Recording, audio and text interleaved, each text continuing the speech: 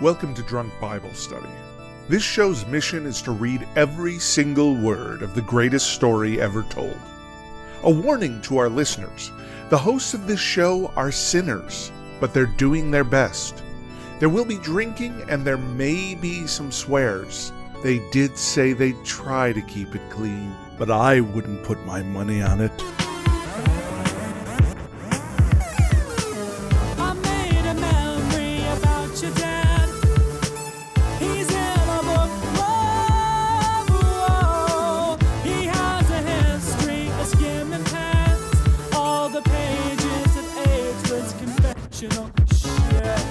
I'm Emily, and this is Drunk Bible Study, where my good friends Dedeker and Jace teach me, a born and raised atheist, all about the Bible. How are the two of you doing today? Oh, great. Ready to read the Bible. Ready to be filled again in my soul. And ready to take in His grace. Yeah, ready to take in the word. Is that a thing?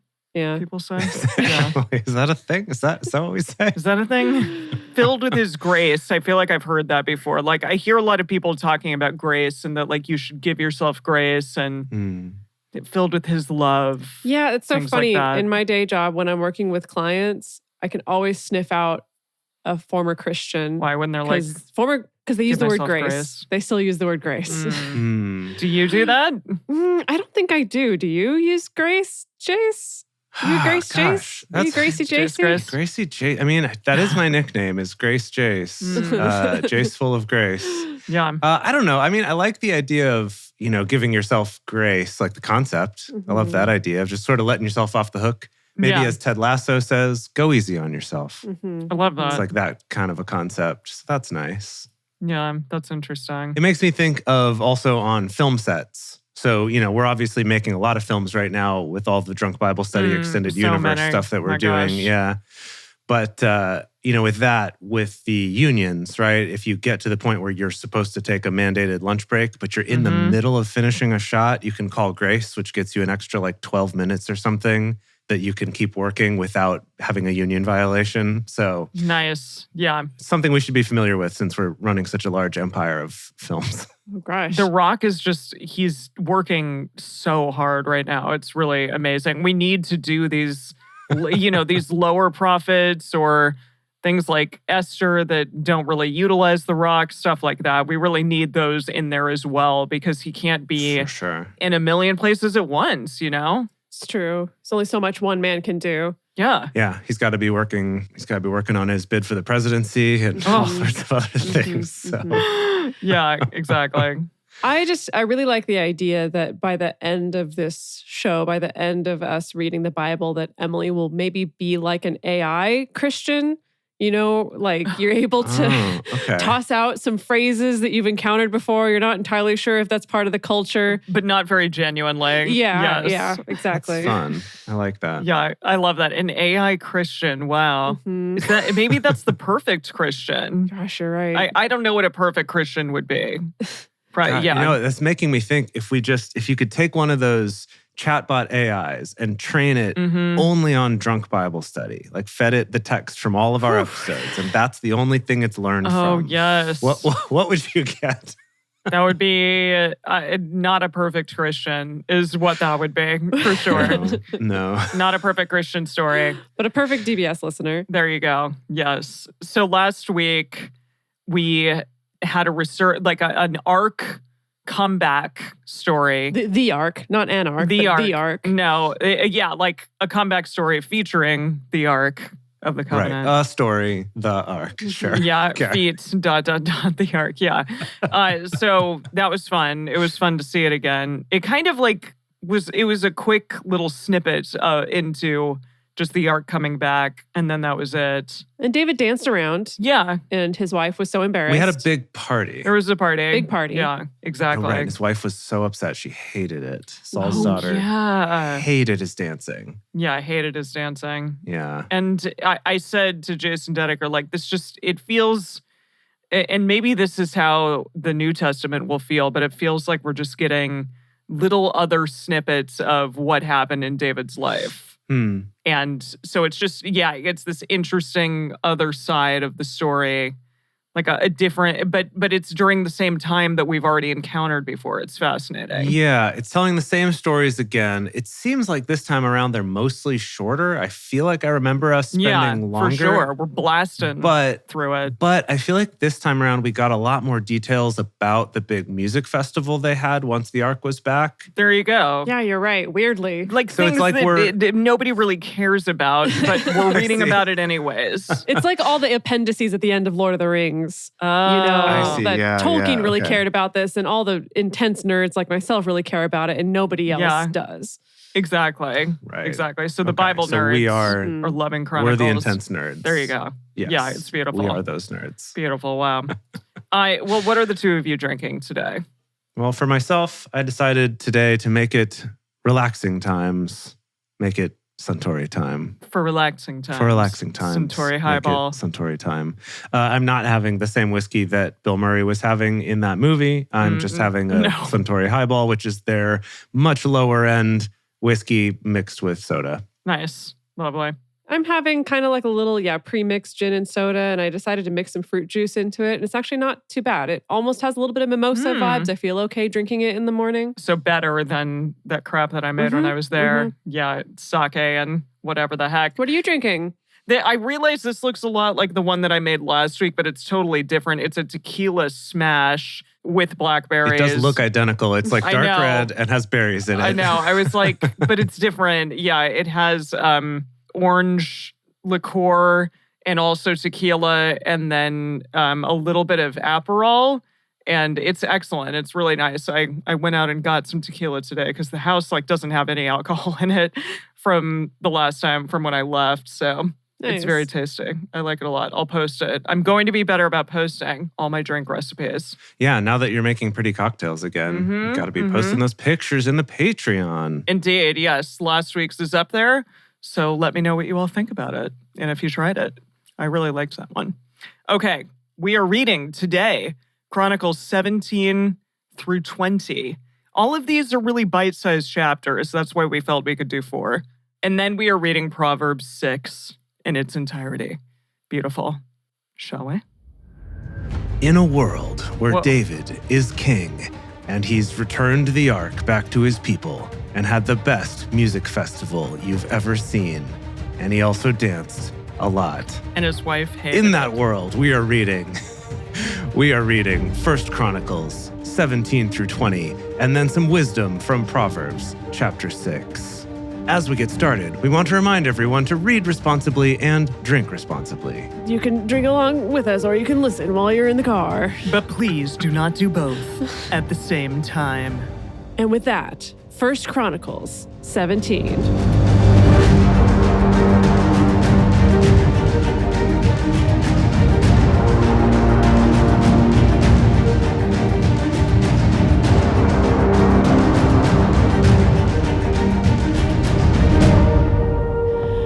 It happened when David lived in his house that David said to Nathan the prophet, "Behold, I dwell in a house of cedar, but the Ark of the Covenant of Yahweh dwells under curtains." Oh, it's back. Oof. It's back.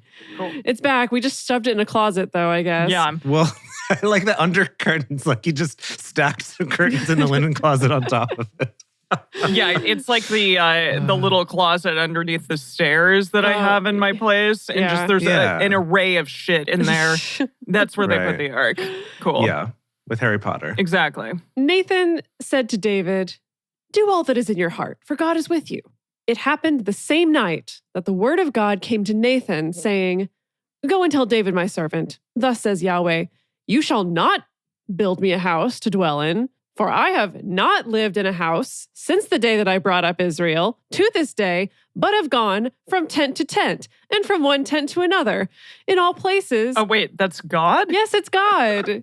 Yes. God has gone from tent to tent. Well, yes, because when they were in the wilderness, remember, it was a tent. The tabernacle was a tent because they're nomadic at that time, right? So it's still in a tent now. Yes. But there was one point where with one guy, was it Solomon or who was it, where he was like... That was Solomon. Solomon built the actual temple. Solomon. Yes.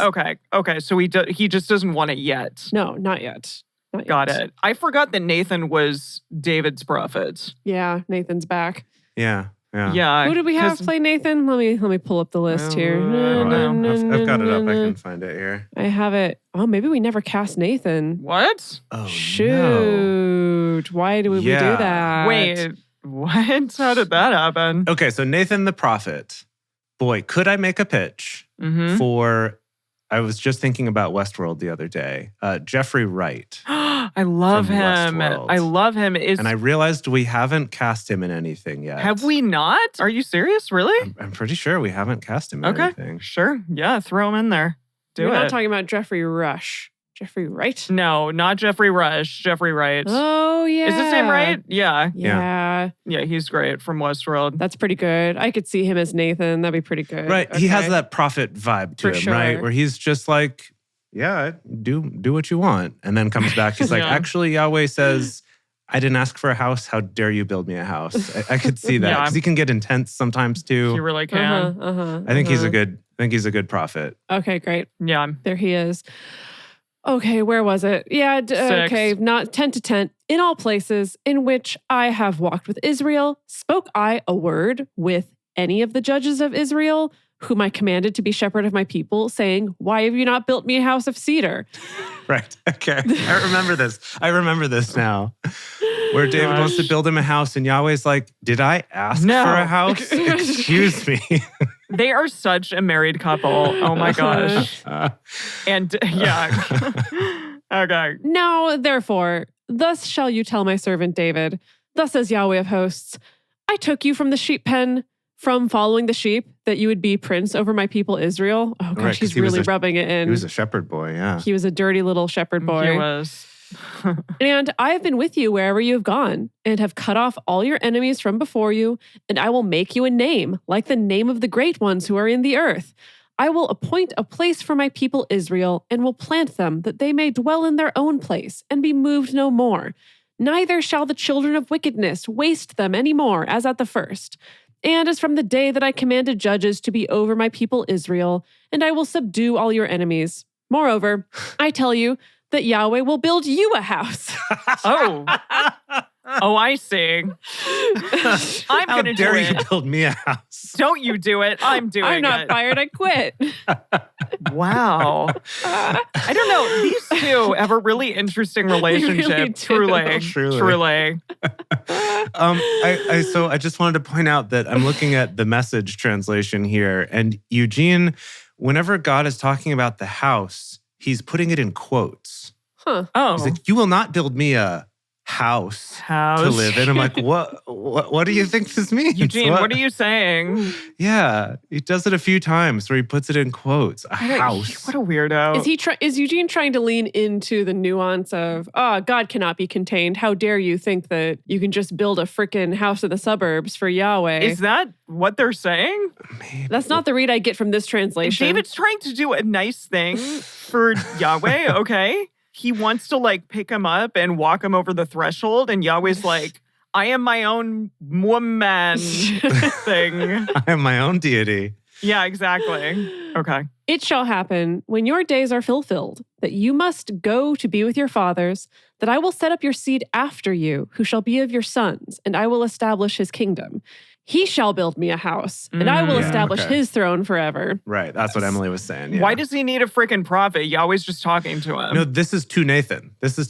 Oh, really? And then Nathan's going to relay this to David, yeah. Mm-hmm. Well, I would be mad because David and God were on talking terms at one point and not anymore, apparently.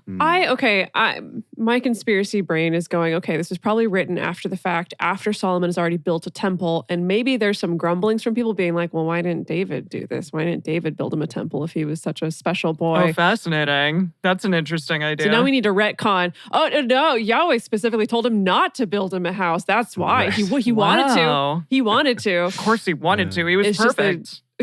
Okay. God told him, don't worry, your son is going to build it for me. Interesting. Okay. Okay. He shall build me a house, and I will establish his throne forever. I will be his father, and he shall be my son. And I will not take my loving kindness away from him, as I took it from him that was before you. Saul. But bad boy. I will settle him in my house and in my kingdom forever, and his throne shall be established forever. According to all these words and according to all this vision, so did Nathan speak to David. Right. Yeah, there it is. Transmitted the message. Okay, so it is. That was all just relayed. Thank you. through Okay, Nathan. thank you. Yeah. And I'm thinking, assuming like we'll pay some homage to Westworld, and it'll all be told in sort of a strange way where you can't quite tell if we're in the story or out of it or where we are in time. And you'll kind of have to piece together that he's been relaying this story the whole time. It'll be great. So artsy. Can I just say, in Hong Kong, there's like Nathan everything there. There's Nathan Road is like a really big road on the Kowloon side. Yeah, so every time I saw that, I was like, is this a Bible thing? And I think it must be. I'm assuming it must be. I don't know. Yeah, or he was one of the British settlers who colonized the whole place and they named stuff after him. That's true, maybe. Seems more likely, but Yeah. you never know. Yeah, maybe you're right. Okay. Then David the king went in and sat before Yahweh. And he said, "Who am I, Yahweh God? And what is my house that you have brought me thus far? This was a small thing in your eyes, God, but you have spoken of your servant's house for a great while to come, and have regarded me according to the estate of a man of high degree, Yahweh God." Well, this is David now. Yes. Okay, sorry. David's talking, yeah.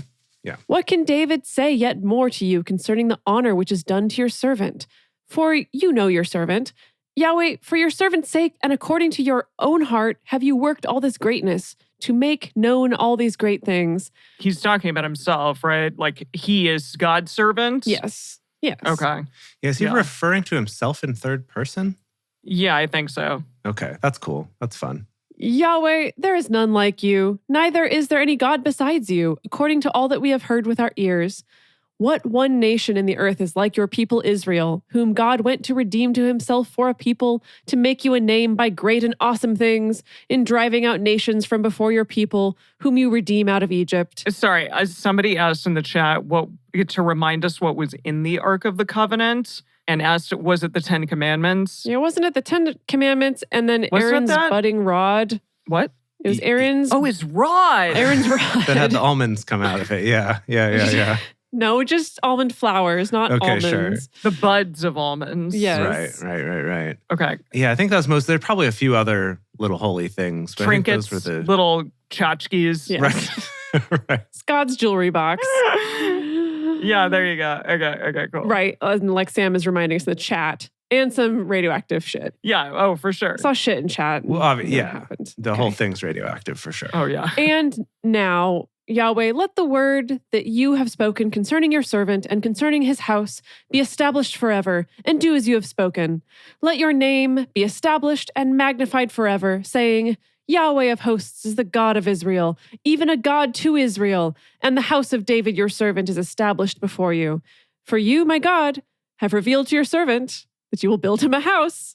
Therefore, You're going to do it? as your servant found in his heart to pray before you. Yeah, this is David's kind of like dropping some hints like, hey, so you mentioned A really pretty house. a house. Yeah. They're expensive these days. You said you would buy one for me. Thanks. Slash make one. Now, Yahweh, you are God and have promised this good thing to your servant. And now it has pleased you to bless the house of your servant, that it may continue forever before you. For you, Yahweh, have blessed, and it is blessed forever. Cool. Mic drop. The end. Yeah. Wow. Wow. I'm laughing already at the next line because it's so sweet. It's like, oh God, he's going to make me a house. Oh my God. And then 18, here we go. After this, it happened that David struck the Philistines and subdued them and took Gath and its towns out of the hand of the Philistines. Cool. So just some more. Just hard cut to extreme action, violence, gore. Right. There you go. Blood splatters on the camera. Oh, yeah. Exactly. Yeah. Definitely going to film this kind of like the 300, I think. So it's that like extra bloody. Wait, that was really intense, but okay. Yeah. He struck Moab, and the Moabites became servants to David and brought tribute. David struck Hadarezer? Who is this? Hadarezer? King of Zobah to Hamath. Have we met that guy before? Sounds new to me. The name sounds familiar to me, actually. Oh, really? I remember it being Hadarezer, that we had confusion over which way it is because different translations do it differently. Oh, okay. So Hadarezer, king of Zobah, to Hamath as he went to establish his dominion over the river Euphrates. David took from him 1,000 chariots and 7,000 horsemen and 20,000 footmen. And David hamstrung all the chariot horses, but reserved of them for 100 chariots. Yeah. Hamstrung. Yeah. You cut their hamstrings so they can't run. They can't run. That's horrifying. Yeah. I was going to say, why don't you just go out and shoot disgusting. the horse while you're at it? But I guess you can't shoot the horse. But Yeah, they haven't invented guns yet. why don't you just slaughter the horse? That's awful. Is this just about adding insult to injury? Yeah, maybe. Yeah. When the Syrians of Damascus came to help Hadarezer, king of Zobah, he was the king of Zobah, David struck of the Syrians 22,000 men. Then David put garrisons in Syria of Damascus, and the Syrians became servants to David and brought tribute. Hold on. Yes. In the message, he says, David killed 22,000 of them. David set up a puppet government in Aram, Damascus. Whoa. Really? So like the garrisons or whatever, he's like, he set up a puppet government. He sort of didn't absorb them, but just was like, we control your government now. Goodness. Interesting. Wow. Okay, wow. Yahweh gave victory to David wherever he went. David took the shields of gold that were on the servants of Hadarezer and brought them to Jerusalem. From Tibhath and from Kun, cities of Hadarezer, David took very much brass. Very much brass. With which Solomon made the brazen sea. Oh, Solomon, his kid. Oh. That's fun. That's the sea. What's the brazen sea again? Remember the giant bowl that sat on the cows with the cows' butts? That's it? Okay. Yes, that's where he got the materials for it. Right, okay. So he's just pillaging everything. Yeah, but this is interesting that we're getting the detail this time around that like, hey, yeah, this is what's gonna be used later by Solomon. So it's like, while 1st and 2nd Kings was kind of written almost as if we're learning it as it's happening, because this is a reboot. Yeah. It's like we know what's gonna happen, and so we can give you details about the future. That's true. That's kind of cool. / this is when they do a reboot and it's just like fan service all the way. Totally. Oh, for sure. Totally. Like that annoying stuff. Yeah, For this sure. is fan service. Like the Hobbit movies were kind of. Right. Yeah. Yeah, so maybe the fan service version is it's like he gets all this very much brass and is like, oh gosh, I bet someday this would make a great swimming pool, right? Like as a joke, and everyone's like, oh, that's what's going to happen. Oh, yeah, the brazen sea. So, okay, he made the brazen sea and the pillars and the vessels of brass. When king of Hamath, heard that David had struck all the host of Hadarezer, king of Zobah, he sent Hadaram, his son, to King David to greet him and to bless him. I don't know why greet is capitalized. And to bless him because he had fought against Hadarezer and struck him. For Hadarezer had wars with 2, and he had with him all manner of vessels of gold and silver and brass. Okay, so he's kind of like, hey, David, that's so cool that you beat this other guy in this neighboring kingdom. I also hated him. You are awesome. Here, have some presents. Yeah, I see you really like brass. Clearly, you're really into brass. Just I see you take love more. brass. Maybe your kid's going to do something with it. Yeah, your kid is really into brass. Take more. He's playing with all of it. I do. I see a fantastic swimming pool in your future. These also did King David dedicate to Yahweh with the silver and the gold that he carried away from all the nations, from Edom and from Moab, and from the children of Ammon, who also apparently liked the brass and the gold and the silver. He tore it out of their hands. And from the Philistines and from Amalek. Moreover, Abishai, the son of Zeruiah, struck of the Edomites in the valley of Salt 18,000. What? What? He killed 18,000 of them, I think. What? That guy did? Okay, Abishai, the son of Zeruiah. It's kind of telling us like a different story about someone else conquering. Yeah. Yeah, just like randomly in the middle of this. Right. He put garrisons in Edom, and all the Edomites became servants to David. Yahweh gave victory. I see. I see. So Abishai, right. Abishai was one of David's people, one of his commanders. So he also conquered a place, set up the garrisons, aka a puppet government. Got it. And then the Edomites became subjects under David. Okay. I say thank you. Okay. Yahweh gave victory to David wherever he went. David reigned over all Israel, and he executed justice and righteousness to all his people. Joab, the son of Zeruiah, was over the host, and Jehoshaphat, the son of Ahilud was recorder. I think we always said that one, Ahilud. I don't know what's correct. Ahilud was recorder, like he played the recorder, or he's got to be the scribe. The secretary? Okay. Surely. Yeah. And Zadok, the son of Ahitub, and Abimelech, Abimelech. son of Abimelech, the son of Abiathar, Abiathar were priests, and Shavasana. No. Definitely not Shavasana. Shavasa was scribe. And Benaiah, the son of Jeduiah, was... Benhana is what we've been calling him. Yeah, that's Benihana. The son of Jeduiah was over the Cherethites and the Pelethites, and the sons of David were chief about the king. Wow. Cool. Again, yet another chapter that starts out with action and then just fizzles into a list of names. Yeah, just boring politics. I guess they can't keep it going that much. Whoever wrote this one, they don't have the mind to continue the action all the way throughout a chapter. Sure, they just get distracted and bored. Maybe that would be too challenging. Yeah.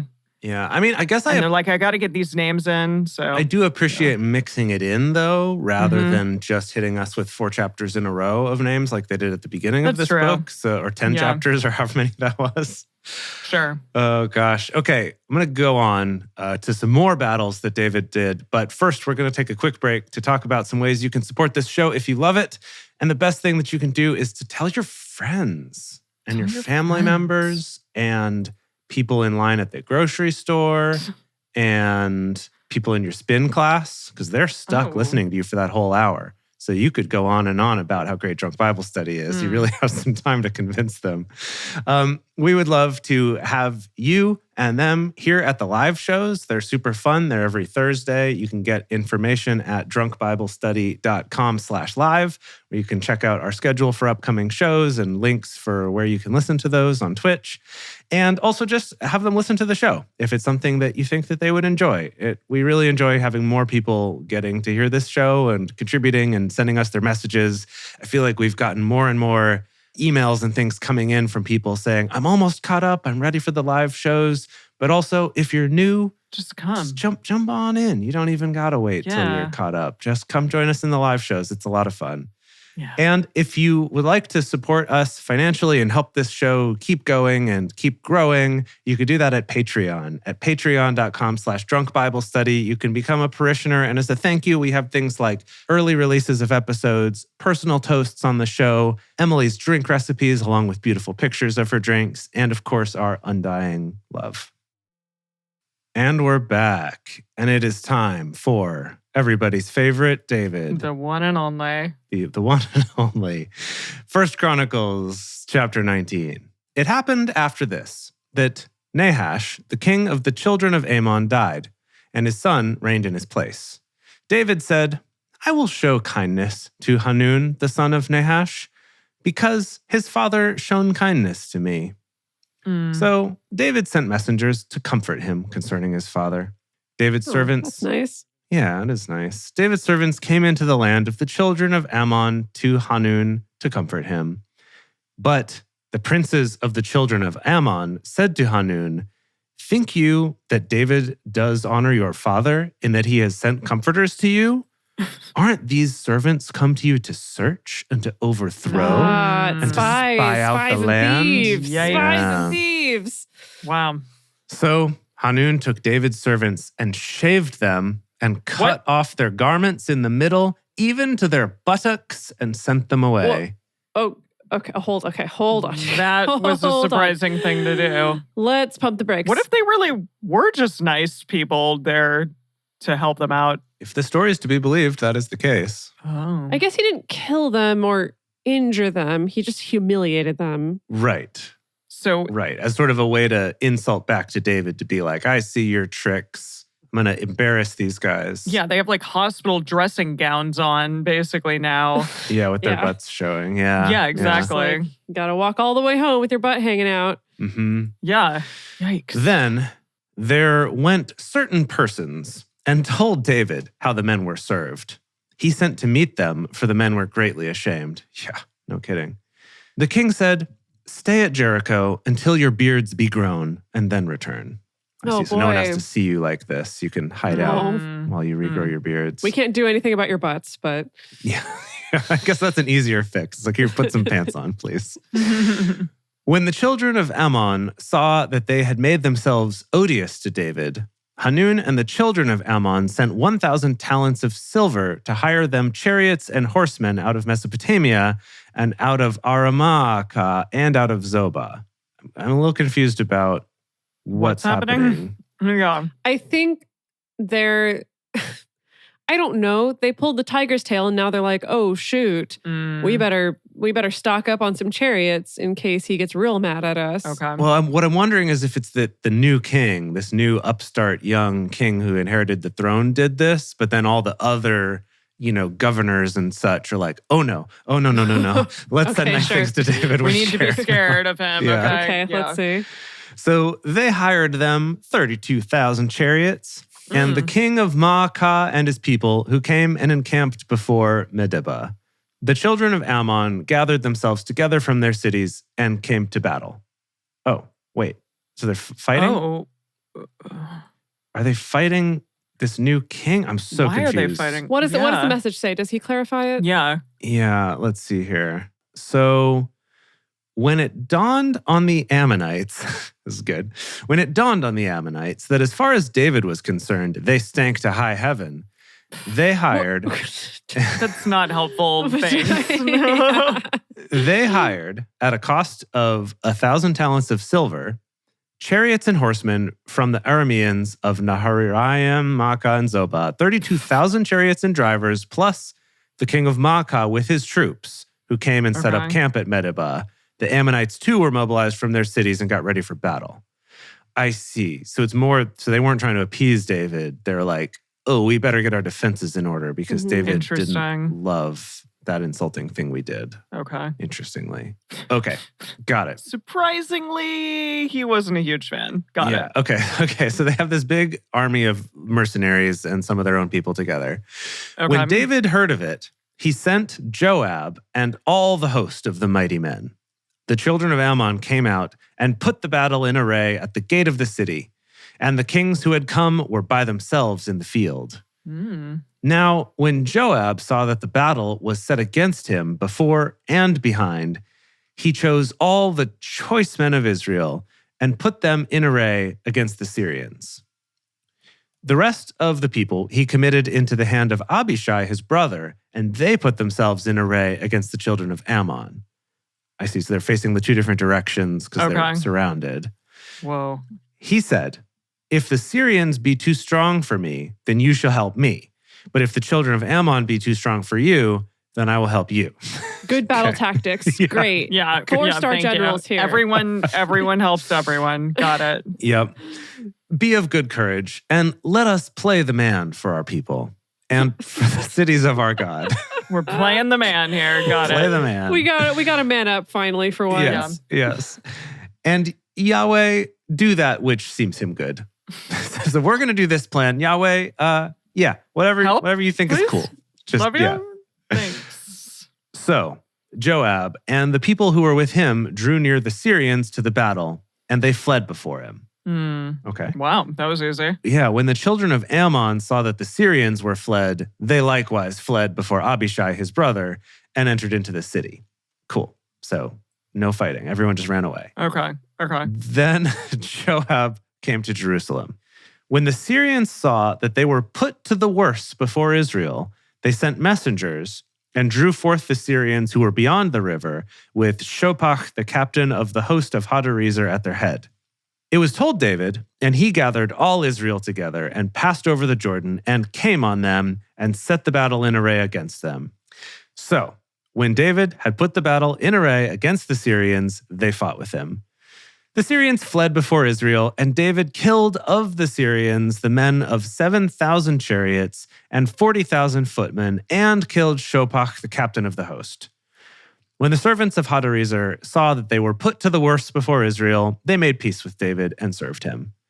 Neither would the Syrians help the children of Ammon anymore. This is all because someone's dad died. David thought he would be nice, or maybe he did actually send spies under the pretense of being nice. Yeah. And they weren't even mean to his spies. If it truly was spies, they probably would have been justified to be like, we're just going to straight up kill them. But no. This is just David taking over. This is him in his conquering phase. Yes. He's taking over everyone. Yes. You know?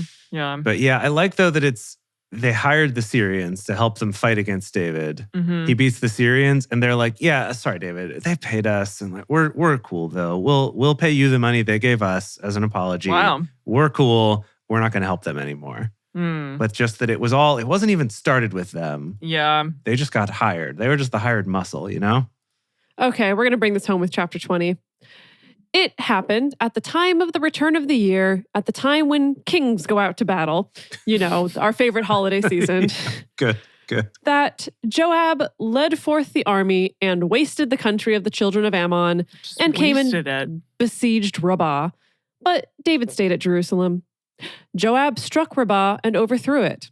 David took the crown of their king from off his head and found it to weigh a talent of gold, and there were precious stones in it. Ooh. And it was set on David's head, and he brought forth the spoil of the city, exceeding much. I really love him. Just mine now. Yeah, he's just like, I like this. Can I just ask again, do people read this part of the Bible? They're not getting wisdom here. They're just getting story. It's just telling what happened again. And that David is pillaging and grabbing everything. It's true. I guess this particular part, we don't quite necessarily have an actionable lesson other than the usual lesson of like trust in God and he'll help you accomplish great things like slaughtering all your enemies. Yeah, but and giving you fancy crowns. Yeah. No, I don't know. Yeah. It's like if you think about just the fact that this is more of a history than anything else, that it's like, if you're trying to teach lessons out of a history, I mean, imagine doing that with any history, right? Where you just kind of take some random snippet from history and go, the lesson here is that history repeats itself or something. Right. It's like don't try to conquer Russia. You'll always lose. Yeah. Or, it's like weird lessons. And you're like, but Russia's a metaphor for authority. So don't ever try to rise up against authority. I don't know what, right? You can make up anything when it comes to this kind of stuff. He brought forth the people who were therein and cut them with saws and with harrows of iron and with axes. What? Good. Who did he cut? What? The people. Just all of the people. The people that were in this city that he overthrew. Yeah. Okay, so I'm reading the message here, and it's just saying that he put them to work with saws, not that he worked them over with saws. Like he made them work in the mines. Any other translation that this is clarifies? cut them. Lip them. Lip them. Yeah. Let's see here. New International Version says, brought out the people who were there, consigning them to labor with saws and with iron picks and axes. Okay. Let's see. King James is probably where we got this. That one does say cut them with saws and with iron and axes. Yeah. Let's see. What's the complete Jewish Bible says? Set them to work with saws, iron harrows, and axes. He probably did a mix of both, honestly. Wow. Well, okay. Yeah. Thus did David to all the cities of the children of Ammon. David and all the people returned to Jerusalem. It happened after this that there arose war at Gezer with the Philistines. Then Sibbecai, the Hushathite, killed Sippai of the sons of the giant, and they were subdued. There was again war with the Philistines, and Elhanan, the son of Jair, killed Lami, the brother of Goliath, the Gittite, the staff of whose spear was like a weaver's beam. There was Goliath. again war at Gath, where was a man of great stature, whose fingers and toes were 24. I'm sorry, 6 what? on each hand and 6 on each foot. And he also was born to the giant. Wow, how likely is that? Someone who's polydactyl So on all random. limbs.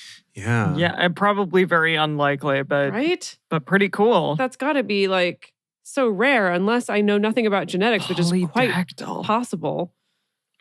When both Right. when both the hands and feet have 6 digits each, the condition is called hexapolydactyly. Whoa. Whoa. Are That's there cool. is there instances like an amount of people who have this condition on the internet? Well, The Wikipedia says that at least being polydactyl, it was like 2.3 per 1,000 live births of white males, specifically. Okay. So it's only dudes who And get this? That's not that uncommon. Lower for ladies. That's true. Wow. 0.6 per 1,000 live births. That's not that uncommon. Yeah. Yeah. Wow. No, it makes sense. Okay. It makes sense for dudes because, again, with the way that they got the Y chromosome that doesn't have anything to protect you from taking on those particular polydactylism. Yeah.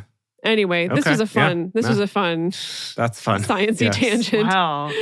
Okay. Fascinating. Gosh. Now I'm finding there's all sorts of research about like doing different tasks for polydactyl people, and wow, cool. They're better at typing and stuff like that, or have the potential to be better at it. I bet they can freaking play the piano like no other. A whole other digit? Yeah. What? I think, wasn't it in... it was in Gattaca. Gosh, what was it? It was Gattaca. Gattaca, yeah. right. Gattaca, yes. The piece that was written for 12 fingers. Yeah. Yeah. Amazing. Anyway, so this cool giant who's probably about to get killed. Let's see. Yeah. When he defied Israel, Jonathan, the son of Shimeah, David's brother, killed him. Yeah.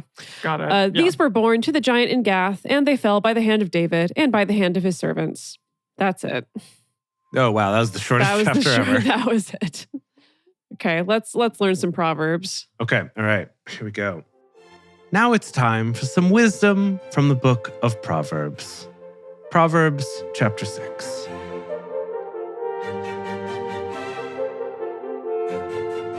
Proverbs chapter 6. My son, if you have become collateral for your neighbor, if you have struck your hands in pledge for a stranger, you are trapped by the words of your mouth. You are ensnared with words of your mouth. Okay. Okay. So I think it's like don't promise something you can't deliver. Like don't make a promise you can't keep or something? Don't get into contracts with strangers. Huh. Okay. Do this now, son, my son, and deliver yourself, since you have come into the hand of your neighbor. Awkward. Go, humble yourself, press your plea with your neighbor. Give no sleep to your eyes, nor slumber to your eyelids. Free yourself like a gazelle from the hand of the hunter, like a bird from the snare of the fowler. Go to the ant, you sluggard. Consider her ways and be wise. God, okay, I guess we're sluggards now. Goodness. Yeah. Go, consider her ways and be wise, which having no chief overseer or ruler, provides her bread in the summer and gathers her food in the harvest. I think the ant, isn't there like a queen ant? Well, yeah, but the queen ant isn't necessarily dictating. She's not like managing the whole affair. But the hive, like the whole ant colony is the one. Yeah. Yes, exactly. They're like one giant hive mind. Whatever. This person didn't know. This person didn't know how ants did. Oh my gosh, I love this. Wildlife is Managed in the chat is saying that the New Revised Standard Version uses lazy bones instead of sluggard, Cute. Wow. which is fun. Cute. What does Eugene say? He just says lazy fool. That's not so fun. Yeah, lazy bones is really fun. Yeah, that's good. But we're going to use it again. How long will you sleep, sluggard? When will you arise out of your sleep? A little slumber, a little folding of the hands to sleep. So your poverty will come as a robber and your scarcity as an armed man. This person is like mocking the guy that he's talking trying to take whoever a nap. that is. Goodness. Who I guess is his son. He did say my son. So he's talking to his son, being like, okay. Oh, you sold yourself into slavery to a neighbor or a stranger. Idiot. Yeah. Stop being such a loser. Wow. Rise up. Jeez, mean. Yeah. A worthless person, man of iniquity, is he who walks with a perverse mouth, who winks with his eyes, who signals with his feet, who motions with his fingers. What is he doing? What even are you talking? Okay, walking with a perverse mouth, so you're just like cursing a blue streak. Yeah. Winking. Yeah, okay, sure. Who winks with his eyes. Winking at all the ladies. Signaling with your feet. And then who signals with his feet? What are you I don't know what that signaling? means. Are you like doing a little jig? Like what's happening? Motioning with your fingers. Maybe you're flipping the bird. Oh. No, or maybe you're doing like finger guns, like Ooh. yeah. Okay. I mean, it just sounds like a cool dude to me, not necessarily a worthless person. Yeah, in whose heart is perverseness, who devises evil continually, who always sows discord. Therefore his calamity will come suddenly. He will be broken suddenly, and that without remedy. That's unfortunate. Okay. Oh, fascinating. There are 6 things which Yahweh hates. Yes. I want to know. Okay, yeah. Yes. Can you make... Yes, 7 which are an abomination to him. Okay. Arrogant eyes, a lying tongue. Wait, hold on. There are 6 things which Yahweh hates. Yes, but 7 that are an abomination. Okay. I don't know. Whatever. Just 7, I'm assuming. Arrogant eyes, a lying tongue, hands that shed innocent blood, a heart that devises wicked schemes, feet that are swift in running to mischief, a false witness who utters lies, and he who sows discord among brothers. Was that 7 or 6? 1. Arrogant eyes, lying tongue, 2, 3. hand that sheds innocent blood, a heart that devises 4, wicked schemes, feet that are swift in 5, running to mischief, false witness 6, who utters lies, and he who sows discord among his 7. brothers. 7. 7, yeah. 7. Got it. I don't know why they said 6. That's dumb. My son, keep your father's commandment. Sorry. What? So I just wanted to throw out there that in the proverb reading plan that I found, that first 19 verses was a separate section from this next one. Okay. I don't know if there's anything to that, but just in case, Cool. you know, we could potentially make this 2 separate pieces of wisdom. Oh, was that like the first part that we were supposed to read, but now we're reading a second part? We're going to do both parts, yeah. Cool. So we're just doing it. Okay, everyone? We're doing it. I'm just saying for Dedeker writing down the wisdom we're taking away, that maybe there's 2 different ones. Well, let's see. Okay, 20. My son, keep your father's commandment and don't forsake your mother's teaching. Bind them continually on your heart. Tie them around your neck. When you walk, it will lead you. When you sleep, it will watch over you. When you awake, it will talk with you. It feels like a really, not a helicopter parent, but like a really intense parent who's like, listen, you better do everything that I want. I don't think that parenting's like that anymore, but maybe it is more back then. Depends on the parent. 4, the commandment is a lamp and the law is light. Reproofs. I love lamp. I love lamp. Reproofs of instruction are the way of life to keep you from the immortal woman and from the flattery of the wayward's wife's tongue. Sorry, you said immoral woman? Oh, immoral, not immortal. Not immortal woman. It's different meaning. Both cool. The immoral. She's so immoral. From the flattery of the wayward wife's tongue. Don't lust after her beauty in your heart, neither let her captivate you with her eyelids. Okay. But how can I not? Those eyelids are just really getting me going here. For a prostitute reduces you to a piece of bread. The adulteress hunts for your precious life.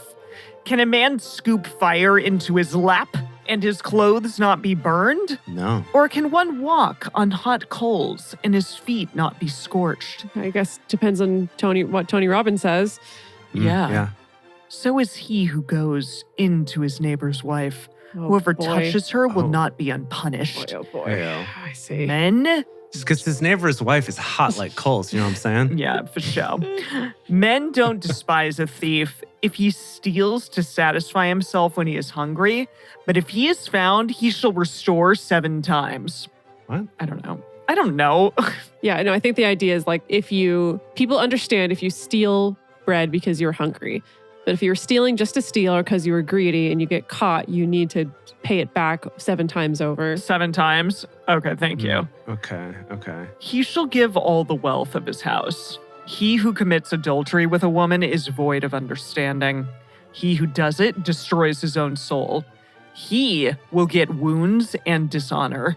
His reproach will not be wiped away. For jealousy arouses the fury of the husband. He won't spare in the day of vengeance. He won't regard any ransom, neither will he rest content, though you may give many gifts. What? Neither will he rest content, though you may give many gifts. So it's like, it doesn't matter how nice of a rollie you try to buy for the husband. He's going to be mad. I see. He's so pissed. Okay. So I think... What were the takeaways? Well, that one was like, don't have sex with your neighbor's wife. For sure, yeah. The first one was I guess... Don't think you can buy your way out of an angry cuckolded husband. Right. Here's a nice Rolex watch. I don't know. Like, yeah, what? That is a weird thing. I also kind of like the no silly walks, like no foot signals, you know? Yeah, is that it? Mm-hmm. So, yeah, I want to learn these foot signals. Yeah, I'm really intrigued. Is it like there's maybe that's a specific what this way one is. You shuffle your feet to signal some, like you're meeting up with your criminal friends, you know, and you do a specific shuffle. You know, the criminal shuffle. You all remember Tobey Maguire. I remember him. Remember Tobey Maguire? Yes. Yeah, I remember him. In Spider-Man 3, how he kind of like, he was really gross in that one and had like the hair slicked back and like. When he was the dark because he was Spider-Man, Venom. one, He was basically Venom. Yeah. But he was like walking down the street like that with finger gunning and doing things and looking real dumb. But that's kind of what I think that's embodying here. So like, don't look like a dumbass. Yeah. Don't be Venom. Don't be Venom. But I think it's that. like, don't look like a Venom. dumbass in an attempt at looking cool. Mm. Because, you know, that happens. that's- It's like Eddie Izzard does that whole bit with like fashion, how it's on this cycle where you're like cool, and then like look like a dickhead. Sure. You know, and then you get cooler and cooler, and then you go back around to looking like a dickhead. I like that. Dedeker, just don't be a dickhead. Okay, great. Yeah. How about that? Don't look like it. Don't act like a dickhead. Don't act like a Yeah, dickhead. okay. That's good. Can we put in a note just about don't do the criminal shuffle? I just want to be sure we remember that. 'cause- Criminal shuffles. Yeah. I love that. Okay, great. And then the second half is just don't sleep with your neighbor's wife again, right? Didn't we have that one before? I thought it specifically like you can't buy your way out of an angry Adultery. You can't buy your way Right. out of an angry cuckold. Yeah. Yes. Yeah. Yeah. Now, this Proverbs reading plan that we got the divisions from, in this one, Amy Jackson writes here about how when she was a kid, her mother bought one of those children's safety harnesses that the kid wears. You kind of have them on a leash. Okay. And she thinks of this chapter like that. But it's God's got you on a little bit of a leash so you don't go having sex with everybody. Well, where's the fun in that? You know, that's hilarious. Yeah, she says, we have parents here who are warning their child against sexual immorality. And it's just like, What all comes? They're so obsessed with sex. Why is that the Christians image? are so yeah. obsessed with sex. No shit. Like obsessed with it. Yeah. God. Yeah. I mean, I Anyways. guess Love it. They love it so much. They hate it and they love it. Yes. with these verses, I mean, I get it. It's right there. It's in this book. Boy. And then this is very exciting. So next week, when we go on to Proverbs 7, we're going to get a new pastor writing these articles. Fun. So it kind of rotates each 5, I think. Okay. 5 readings or so. Beautiful. And we're sometimes doing more than they have in theirs. But anyway, so we're going to get a new pastor. So we'll see what he's all about. Cool. Love It it. should be fun. Fun. Alrighty. Wow. Well, thank you everyone for joining us for Bible study today. If you want to join the audience in our live stream shows, follow us on Twitch at Drunk Bible Study or go to drunkbiblestudy.com/live. If you want even more Drunk Bible Study, including early releases, cocktail recipes, personal toasts on the show, and more, become one of our patrons at patreon.com/drunkbiblestudy. If you enjoy the show, take a moment to subscribe and write us a nice review on iTunes, letting other people know what you like about it. You can also join fellow listeners in the Drunk Bible Study Fans and Fellowship Facebook group or in our Discord server at discord.drunkbiblestudy.com. Find us on Twitter at DrunkBibleCast, on Instagram at Drunk Bible Study, or send us an email to info@drunkbiblestudy.com. Drunk Bible Study is produced by Jace Lindgren, Dedeker Winston, and me, Emily Matlack. Our theme song is Book Club by Josh and Anand from their album Home of the. For more information, visit us at drunkbiblestudy.com. I made a memory about your dad. He's